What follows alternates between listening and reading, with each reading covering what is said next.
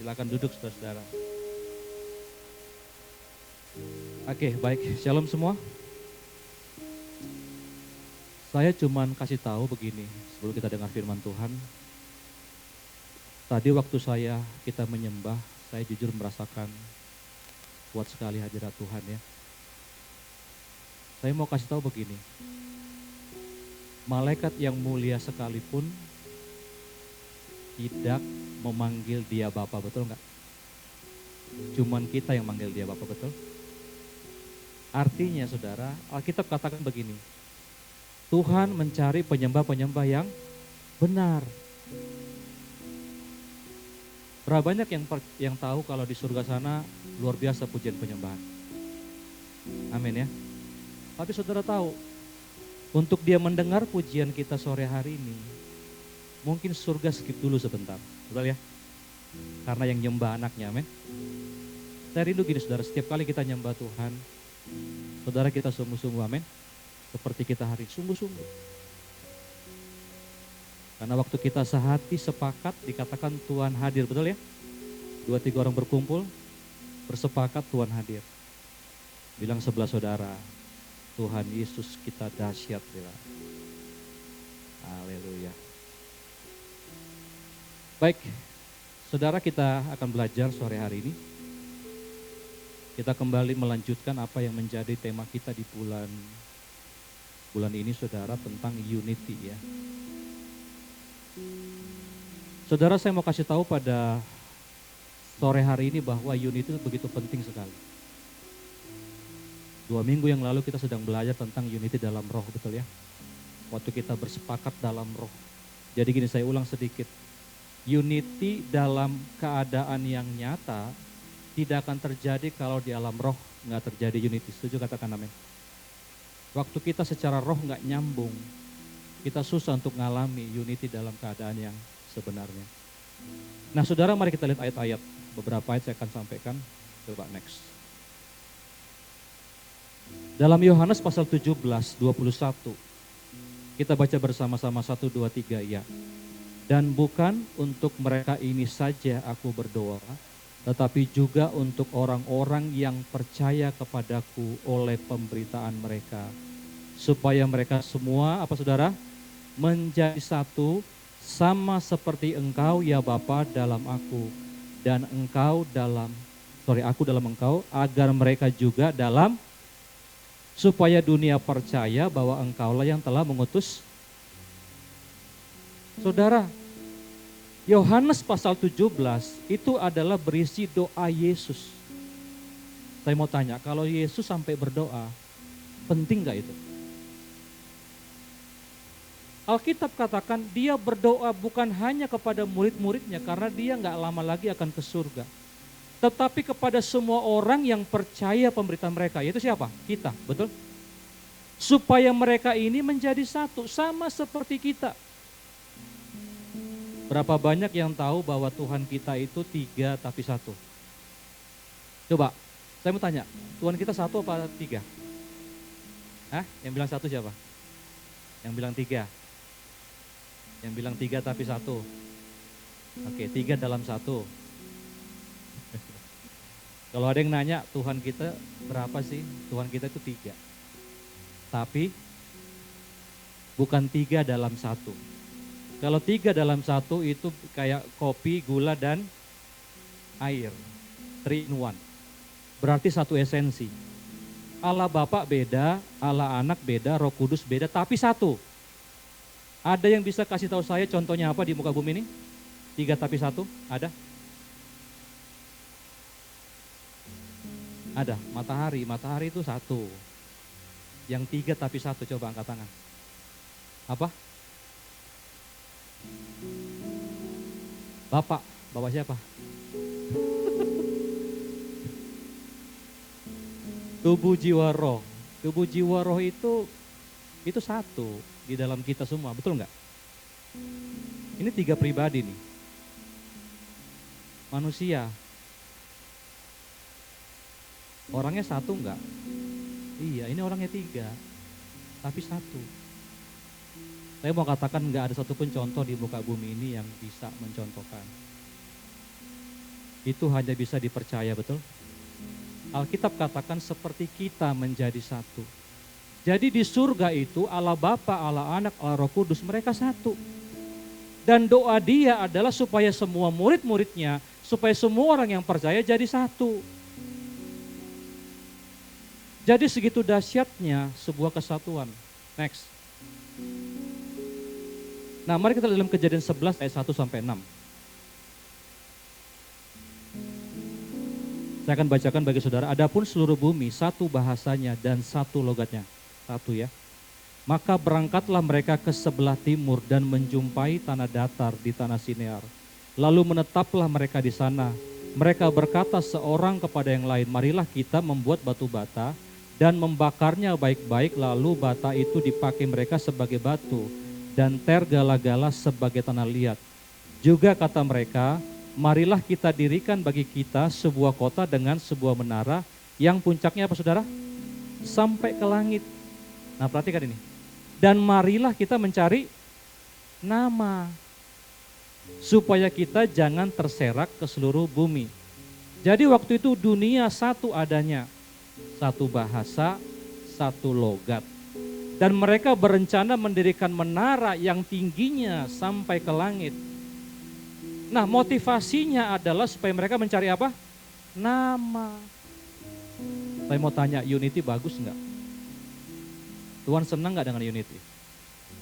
Makanya Tuhan berdoa, betul enggak? Tetapi kesalahan daripada waktu mereka, orang-orang di Menara Babel ketika didirikan, mereka pengen cari nama, mereka unity-nya salah. Unity-nya nentang Tuhan. Next. Lalu turunlah Tuhan untuk melihat kota dan menara yang didirikan oleh anak-anak manusia itu. Dan ia berfirman, perhatikan saudara, mereka ini satu bangsa, satu bahasa untuk semuanya. Ini barulah permulaan usaha mereka. Mulai dari sekarang apapun juga yang mereka rencanakan, apa saudara? Tidak ada yang tidak akan dapat terlaksana. Saya lihat gini, kenapa Tuhan segitu konsennya dengan sebuah unity? Karena waktu orang bersatu, enggak ada rencana mereka yang tidak terlaksana. Yang setuju katakan amin.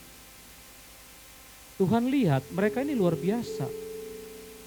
Kesalahan mereka cuma mereka pengen cari nama, mereka pengen penyamai Tuhan. Itu dari dulu dosa semua manusia. Tapi unity-nya bagus, motivasinya yang salah. Ya. Coba next. Ya, lihat beberapa ayat ya. Mazmur 133 ayat 1 sampai 3. Ya, 1 2 3 ya. Nyanyian Ciara Daud, sungguh alangkah baiknya dan indahnya apabila saudara-saudara diam bersama dengan seperti minyak yang baik di atas kepala meleleh ke janggut, yang meleleh ke janggut Harun dan ke leher jubahnya, seperti embun gunung Hermon yang turun ke atas gunung-gunung Sion, sebab kesanalah Tuhan apa saudara? Memerintahkan berkat kehidupan untuk perhatikan saudara, ketika terjadi sebuah unity dimanapun itu, Tuhan melihat itu sebuah keindahan. Waktu terjadi unity, apa yang terjadi? Itu urapan diperintahkan saudara. Urapan itu seperti kepala turun terus, ke leher ke janggut terus. Dan urapan itu memberikan yang namanya kehidupan dan berkat, betul? Saya percaya saudara, berkat gak usah dikejar. Bukan saya bilang kita semua malas, enggak. Kita tetap bekerja, kita seperti orang biasa, tapi dengar baik. Waktu terjadi sebuah kerukunan, sebuah kesatuan, bukan hanya indah di mata Tuhan, tapi itu membuat Tuhan gak tahan akan perintahkan berkat dan kehidupan. Saya perhatikan gini saudara, misalnya dalam rumah tangga. Di rumah tangga itu wajar yang namanya keributan, wajar yang namanya cekcok. Tapi ketika cekcok keributan gak selesai, berkepanjangan, akhirnya saudara udahlah, capek lah begitu misalnya. Apa yang terjadi? Yang pertama, kehidupan akan menyingkir dari sana. Itu rumah tangga kayak gak ada kehidupan begitu. Betul gak saudara? Bicara di mana? Di community seperti ini. Kenapa saya sudah rindu di KCC terjadi unity? Makanya kenapa Alkitab katakan kalau kamu lagi sakit hati dengan seseorang, kamu ada ganjelan, selesaikan sebelum apa saudara? Matahari terbenam. Bahkan Alkitab mengajar saudara, kalau kamu persembahkan mezbah, ada ganjelan, ada sesuatu di hati saudaramu, tinggalkan dulu mezbahnya, betul? Saya perhatikan bahwa Tuhan memandang sebuah hubungan, sebuah kesatuan sangat penting. Ada banyak kadang-kadang orang tetap menyembah, tetap mungkin angkat tangan, padahal lagi gak berdamai dengan orang lain, betul gak sih? Kecuali itu orang lain yang gak mau berdamai dengan kita, betul gak? Tapi kita sebagai penyembah, tinggalkan dulu mezbahnya. Di hadapan Tuhan segitu pentingnya sebuah unity. Karena sekali kamu gak unity, maka berkat akan pergi dari sana. Kehidupan akan menyingkir dari sana. Amin saudara. Nah saudara, makanya kenapa bulan ini kita sungguh-sungguh belajar, yuk kita unity sebagai murid-murid Yesus. Dia berdoa kepada murid-muridnya, jadikan mereka satu. Nah sore hari ini saya akan banyak bahas tentang rumah tangga memang, tapi ini bisa berlaku di mana saja, bukan hanya rumah tangga, di mana saja. Tapi selagi saudara duduk di sini, apapun kondisi rumah tangga kita, apapun itu, Tuhan tahu, amin saudara. Tuhan sayang kita semua. Tapi kita perlu belajar sama-sama, amin. Kita perlu duduk diam untuk dengarkan suara Tuhan. Nah jadi saudara, Tuhan berdoa di surga bersatu, ya. Bahkan dikatakan Tuhan perintahkan berkat dan kehidupan. Segitu pentingnya surga memandang sebuah unity. Tetapi saudara lihat,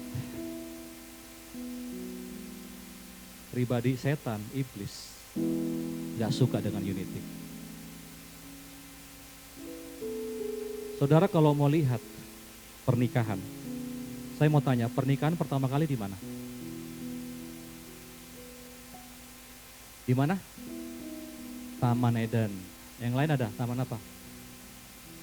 Suropati. Setuju gak pernikahan pertama di Taman Eden? Lebih tua mana pernikahan sama gereja? Pernikahan.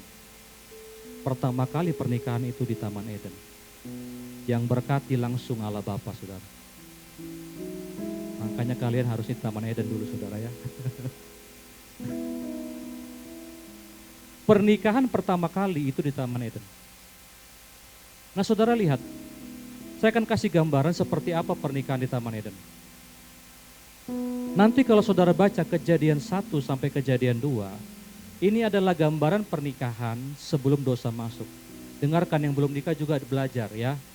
Walaupun saudara belum ada pasangannya gak apa-apa ya. Yang penting persiapan dulu ya. Sebelum dosa masuk, pertama terjadi di taman ini adalah Allah itu jadi pusat saudara. Taman Eden artinya hadirat Tuhan. Tempat kenikmatan, di mana Tuhan tuh dekat sama manusia. Enggak ada sekat dengan manusia. Sama seperti hari ini kita nyembah Tuhan, kita rasakan dekat sama Tuhan, rasakan pelukan hati Bapa. Begitulah intimnya mereka, Tuhan jadi pusat. Makanya saya mau katakan setiap keluarga, kalau Anda berkeluarga, dengar baik. Mezbah itu gak bisa ditawar, amin. Karena di situ kita nyembah Tuhan, Allah jadi pusat. Alkitab berkata tali 3 lembar gak mudah diputuskan, betul? Yang setuju katakan amin. Kalau ada Tuhan, semua akan lebih mudah saudara. Dia jadi pusat. Di dalam Taman Eden situ mereka dekat sama Tuhan. Mungkin mereka saya nggak tahu ya, saya nggak hidup di sana, tapi saya percaya. Mungkin mereka ngobrol, mereka mungkin main segala macam. Makanya ketika manusia jatuh dalam dosa, yang pertama kali dicari adalah Adam, betul nggak? Saya mau tanya, ketika Adam dicari, apakah Tuhan nggak tahu di mana Adam? Tuhan tahu di mana Adam. Tapi Tuhan kehilangan koneksinya, betul nggak? Putus. Jadi yang pertama, perhatikan saudara, hari-hari ini pernikahan kita harus seperti Taman Eden, di mana Tuhan jadi pusat. Yang kedua, di Taman Eden terjadi kesatuan yang transparan. Enggak ada tipu daya, dikatakan mereka berdua telanjang dan tidak menjadi malu. Setiap kali kita saudara menikah dan kita mulai tertutup, kita mulai sembunyikan, saya mau katakan saudara, hati-hati, itu warisan di luar Taman Eden, betul? Kadang-kadang ada suami punya rahasia, istri punya rahasia, nggak ada yang tahu. Ini warisan di luar Taman Eden. Waktu di Taman Eden mereka dua telanjang dan tidak malu. Ini bukan bicara hanya tubuh, amin saudara. Enggak. Ini juga bicara roh, spirit. Saya kadang-kadang gini, saya lagi belajar, saudara, kita semua belajar. Ketika firman disampaikan, ini bukan berarti menuduh saudara, betul ya? Kalau misalnya itu menembak saudara, bertobat, amin.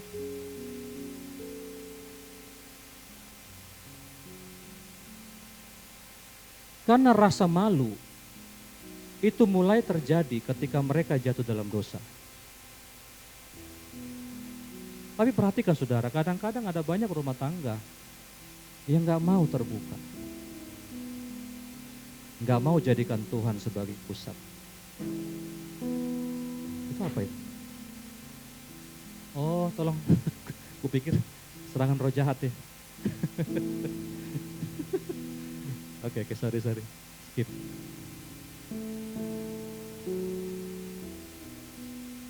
Mereka transparan, katakan terbuka.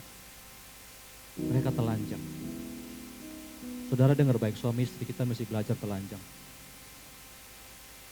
Karena gini, saya sering sampaikan, dalam rumah itu kita masih rentan, amin. Katakan rentan. Kadang-kadang saya lihat laki-laki tuh banyak gengsinya. Gengsi. Gak mau terlihat lemah. Pria sejati bukan tidak bisa terlihat lemah. Saya mau katakan gini, pria sejati adalah Yesus, betul nggak? Pria itu mesti bisa ngakuin kesalahannya, amin. Mesti bisa ngakuin kelemahannya. Sayang, saya minta maaf, saya belum bisa. Karena banyak kadang laki-laki dulu, ntar perempuan ya. Supaya balance. Kadang-kadang karena dia menutupin kelemahannya, akhirnya tidak terbuka. Nggak mau terlihat lemah, nggak mau terlihat kurang. Waktu nggak terbuka, apa yang terjadi saudara? Mulai rasa curiga mulai terjadi di antara saudara. Coba, Adam dan Hawa ketika jatuh dalam dosa, mereka saling curiga enggak? Saling menyalahkan enggak? Karena mereka enggak lagi telanjang. Mereka sudah dikasih cawat. Ini gambaran rohani seperti itu saudara. Waktu kita keluar dari hadirat Tuhan, kita enggak berani terbuka.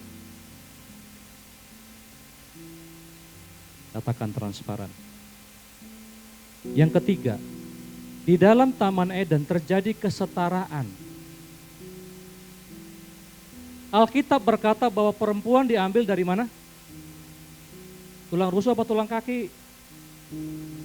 Tulang kaki apa tulang kepala? Ada sebuah quotes, kenapa ini quotes ini bahkan lama ini, bahkan itu ada di Talmud saudara. Kenapa perempuan itu tidak diambil dari tulang kaki supaya laki-laki nggak bisa nginjak perempuan? Kenapa nggak diambil dari tulang kepala supaya dia nggak bisa mengepalai laki? Sekarang banyak laki-laki jadi kepala, perempuan jadi leher, menggerakkan kepala. Kepala ke kanan, kepala ke kiri. Hati-hati. Itu adalah warisan di luar Taman Eden. Benernya laki-laki kepala, saya kepala rumah tangga iya, tapi saya leher.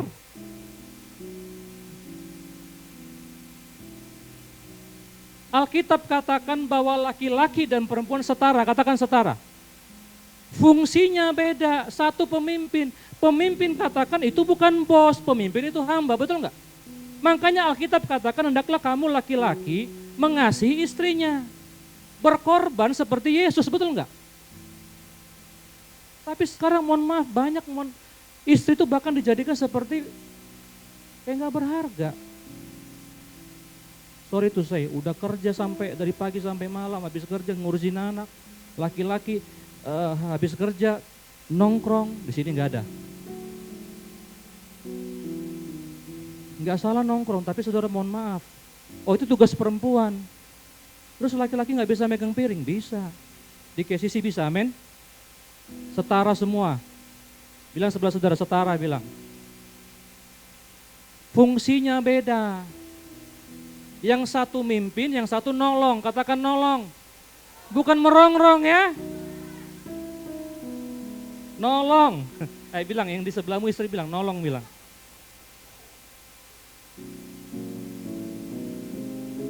Coba, apa arti kata nolong? Nolong itu artinya melengkapi, betul nggak?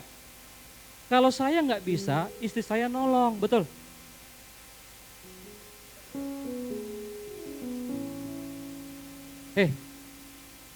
Alkitab katakan kalau satu mengalahkan 1000, dua mengalahkan berapa?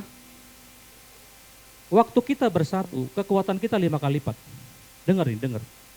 Makanya setan pinter banget sampai sekarang banyak rumah tangga diacak-acak. Nggak bisa bersatu. Yang satu pintar ngitung, yang satu nggak perlu pintar ngitung. Yang satu pintar ngitung, yang satu pintar berbicara. Jadi kalau ngogap, tahu ngogap ya? Apa sih di bahasa di sini ngogap? Apa ngogap itu ya? Menggertak. Contoh nih, aku sama istriku ya. Istriku tuh kalau apa-apa itu pasti nanya Google. Misalnya dia mau belanja nih, nyari sesuatu, contoh di Indomaret. Kalau aku kan biasanya akan nanya langsung, misalnya cari rinso di mana raknya, langsung kutanya, Mbak, rinso di mana raknya, langsung diantar. Kalau istriku enggak, dia akan cari satu-satu, oke, satu-satu gitu. Bahkan kalau nggak tahu tempat dia akan cari, karena kita beda. Tapi kelebihan dia adalah dia detail, saudara. Dia bahkan tahu bisa lihat harga yang sangat murah dengan barang yang sama. Karena dia sangat teliti melihat seperti itu. Kalau saya nggak mau cepat aja. Saya mau tanya, mana yang lebih baik? Saling melengkapi.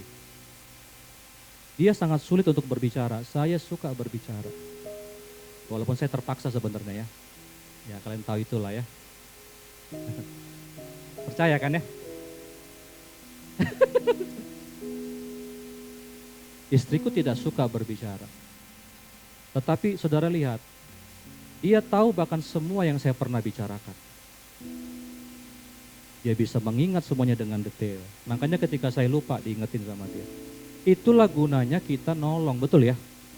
Permasalahannya seringkali yang terjadi, kelebihan dia dipakai untuk intimidasi saya. Kelebihan saya, intimidasi dia. Masa ngomong aja nggak bisa, kan gampang. Yang gampang menurut Anda belum tentu gampang menurut orang lain, betul nggak? Katakan setara. Mulai sekarang jangan ada perbudakan di rumah, amin. Kalau ada perempuan, bahkan sekarang bukan cuma perempuan diperbudak, laki-laki banyak diperbudak. Nggak bisa bergerak suaminya. Itu pun juga masih bertobat, karena sekali lagi, waktu di Taman Eden mereka nggak saling menyalahkan. Ketika mereka jatuh dalam dosa, si laki-laki nyalakan siapa? Hawa. Perempuan ini, gara-gara ini, maka aku makan. Datang perempuan nyalakan ular. Ular takut nyalakan Tuhan. Saling nyalakan semua. Yang keempat, di Taman Eden terjadi penyatuan visi dan misi. Ada sebuah kesatuan tujuan. Saudara, saya rindu gini saudara, sebagai rumah tangga kita harus belajar untuk bicara mau kemana kita ke depan. Satukan visinya. Alkitab berkata bahwa Tuhan perintahkan manusia untuk mengusahakan taman, betul nggak? Usahakan taman ini. Waktu manusia dapat perintah itu bukan cuma kepada Adam, tapi juga kepada Hawa, amin. Saudara kalau perhatikan luar biasa, perempuan sama laki-laki ini luar biasa.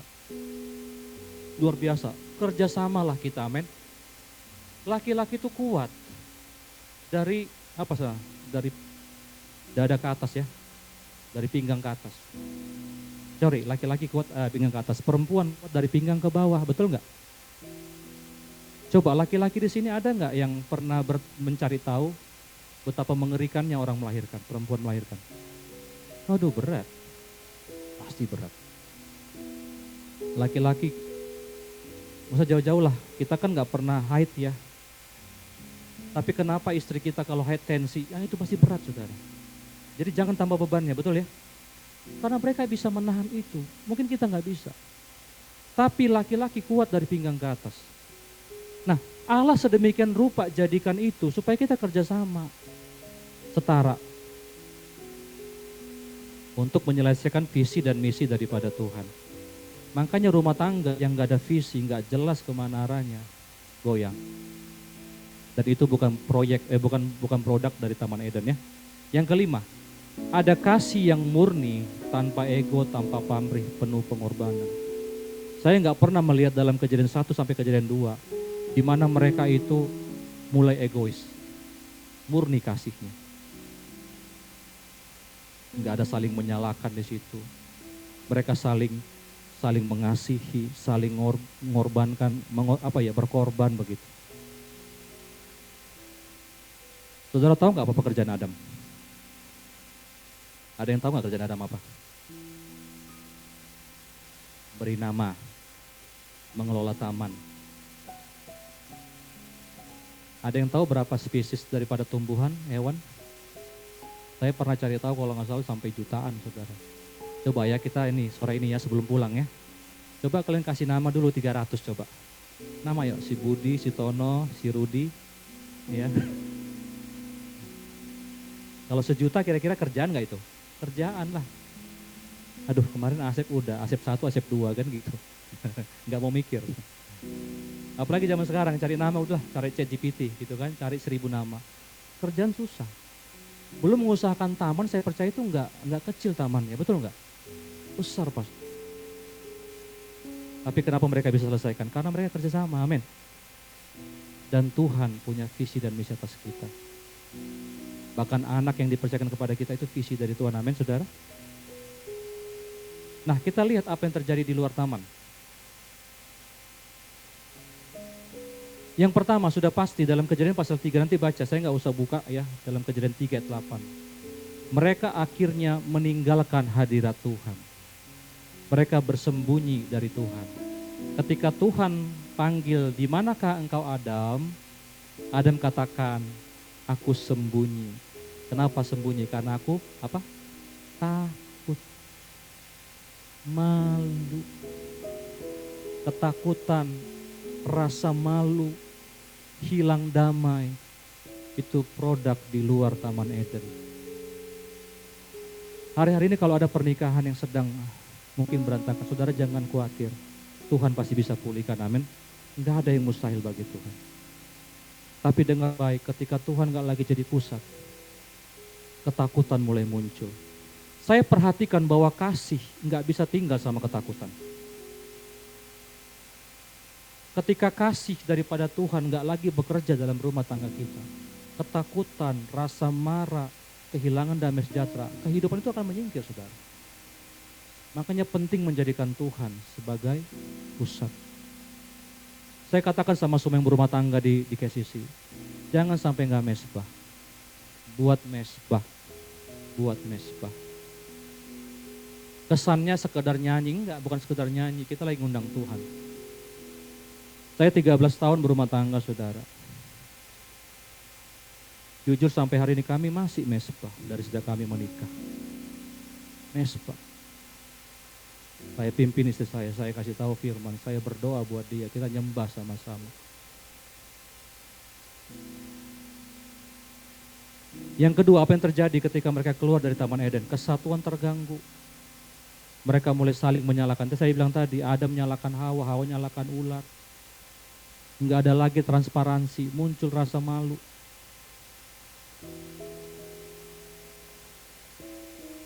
Jadi kalau saudara lihat nomor 1 ketika hadirat Allah mulai enggak lagi menjadi pusat, mulai rasa itu terjadi. Kesatuan terganggu. Ketiga, next.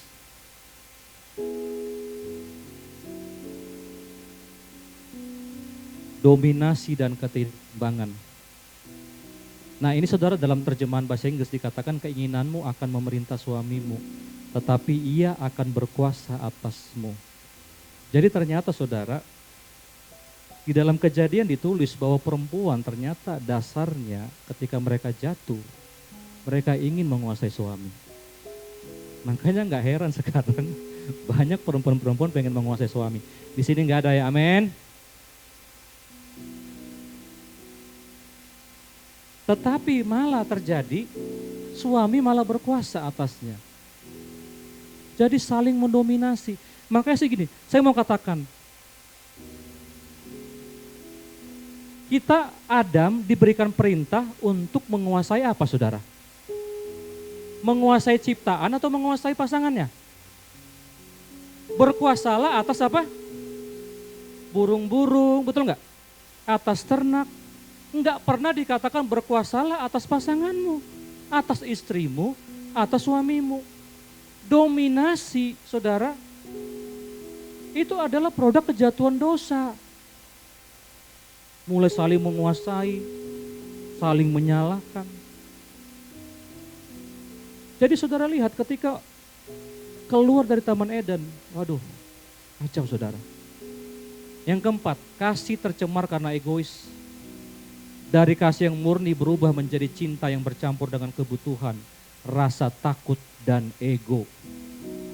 Mulai ada konflik, perselisihan dan luka. Rumah tangga nggak mungkin nggak konflik. Tapi kenapa luka mulai terjadi? Karena berkepanjangan, nggak selesai. Tapi semua itu produk ketika mereka keluar dari Taman Eden dan ketika mereka mulai berdosa, betul? Hari ini kita semua sudah dalam Tuhan, amin. Tapi dengar, tipu muslihatnya sampai sekarang masih terjadi. Hati-hati. 5. Misi terhambat, udah pasti. Udah gak bersatu. Mereka diusir dari taman. Tadi yang penuh sukacita. Kepada suami, laki-laki apa? Kutuknya? Terkutuklah apa? Tanah. Kau kerja paksa seumur hidupmu. Kepada perempuan kau akan mengandung dan sebagainya. Penderitaan. Nah, sebagai penutup. Strategi iblis tidak pernah berubah dalam menghancurkan unity. Dia paling gak suka dengan unity. Paling gak suka. Cara dia merusak unity adalah dia berikan tipu muslihat, adu domba, kecurigaan, dan sebagainya. Mari kita lihat ayat yang terakhir. Kejadian 3 ayat 1 sampai 5. Adapun ular ialah yang paling cerdik dari segala binatang di darat yang dijadikan oleh Tuhan Allah. Ular itu berkata kepada perempuan itu, tentulah Allah berfirman, semua pohon dalam taman ini jangan kamu makan buahnya, bukan? Benar gak sih? Coba guys, perhatikan ke depan. Ular itu ngomong, semua pohon dalam taman ini jangan kamu makan. Benar gak sih? Perintah Tuhan apa? Lalu sahut perempuan itu kepada ular itu, buah pohon-pohonan dalam taman ini boleh kami makan.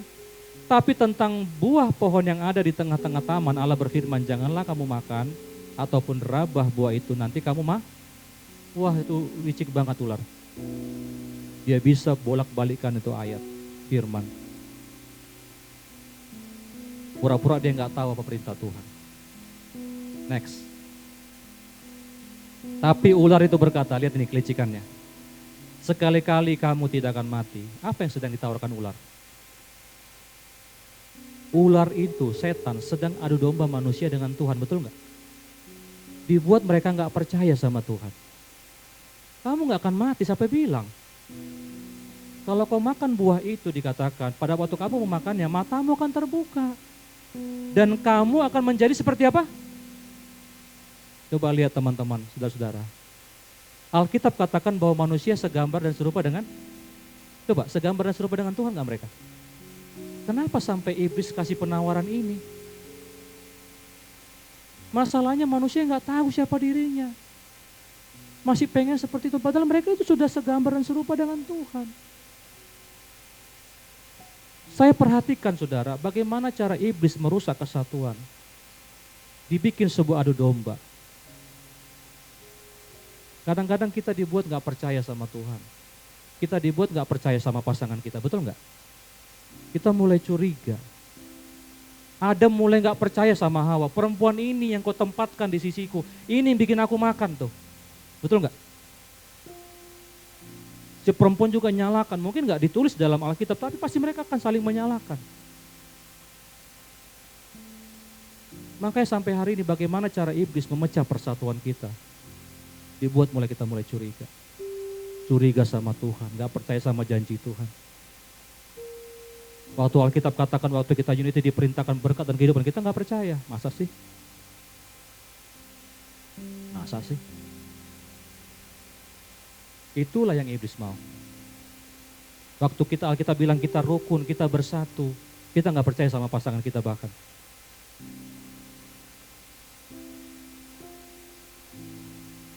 Saya kasih sebuah ayat, ini kemarin saya dapat waktu saya merenungkan, gak usah kita buka. Nanti dalam Ibrani pasal 13 ayat yang keempat dikatakan, hendaklah kamu semua menaruh hormat kepada pernikahan. Waktu pernikahan terasa berat. Jangan kita pikir bahwa janji dia yang kita ingat, janji pasangan kita. Cepat atau lambat dia akan mengecewakan kita, betul enggak?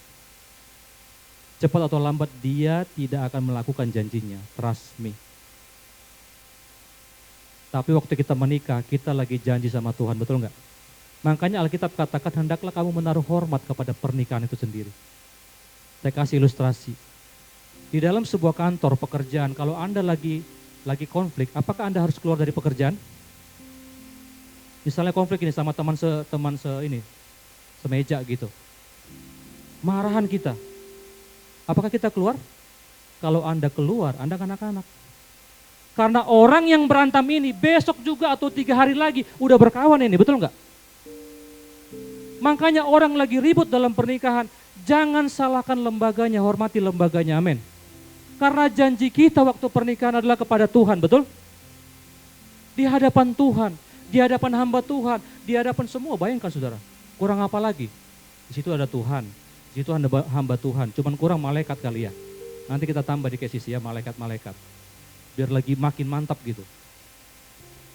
Bayangkan saudara. Ingat sekali lagi, iblis akan selalu memecah kita, selalu. Waktu kita mulai percaya sama Tuhan, percaya sama pasangan kita, dengar baik. Di situ unity terjadi, amin. Ketika terjadi, kesanalah diperintahkan apa? Berkat dan kehidupan. Yang mau diberkati katakan amin. Berikan tepuk tangan bagi Tuhan, haleluya. Yes. Saudara, bulan ini kita akan belajar, minggu depan kita akan belajar lagi saudara, hati-hati. Pertahankan unity, pilih unity. Saya tutup dengan ini. Saya mau tanya suami istri, pasangan-pasangan, pilih menang atau pilih berkat? Serius? Pilih menang atau pilih berkat? Kenapa kalau konseling sama Bang Stephen seringkali, Bang dengar Bang, sini Bang ya. Abang dengar ya baik-baik ya. Gini, benar kan Bang? Benar kan? Nah lihat. Kadang-kadang dalam pernikahan saudara nggak harus selalu menang, amin. Kita harus kalah kadang-kadang. Saya ingat ketika Abraham suruh pilih Lot. Dengar, ini penting banget. Dikit lagi. Waktu Abraham suruh pilih Lot, dulu mereka waktu masih kecil, belum banyak dombanya, mereka nggak berantem. Tapi ketika makin banyak ternaknya, makin ribut. Supaya nggak ribut, dengar ini. Abraham itu luar biasa, dia suka kesatuan. Supaya kita kan saudara nih, ini bahasa saya ya. Kita kan saudara Lot. Daripada kita ribut, pilih. Luar biasa nggak sih? Pilih. Kira-kira kalau kalian disuruh suami istri, suruh pilih. Kalian pilih yang jelek, kalian mau nggak sih? Sayang, pilih yang baik. Adik akan mengikuti. Kalau abang pilih ke sana, adik pilih ke sini. Ada begitu. Kebanyakan kita nggak begitu, betul nggak sih? Semua pengen menang, betul? Kadang-kadang. Tapi lihat, ketika Lot akhirnya disuruh pilih, Lot bukan dapat tempat yang jelek, dapat tempat yang bagus. Nama tempatnya Sodom. Tempatnya hijau. Tempatnya luar biasa, tapi dengar baik. Abraham dapat tempat kering. Saya mau tanya, siapa yang kira diberkati? Abraham. Dia cinta Tuhan. Dia tahu hati Tuhan. Dimanapun sekarang keluargamu posisinya, dimanapun posisi kita hari ini, dengar baik. Kalau engkau diberkati, diperintahkan berkat dan kehidupan, enggak masalah, amin. Amin. Kalah enggak masalah, amin. Bilang sebelah saudara, kalah enggak masalah, asal diberkati. Kalau buat tim nggak apa-apa, kalau buat tim nggak apa-apa. Nah ya, ada yang goit-goitan, nggak ngomong. Oke. Amin saudara. Unity hati Tuhan, amin. Sampai Yesus berdoa buat unity. Segitu pentingnya persatuan. Berikan tepuk tangan bagi Tuhan. Terima kasih Bapak, kami bersyukur.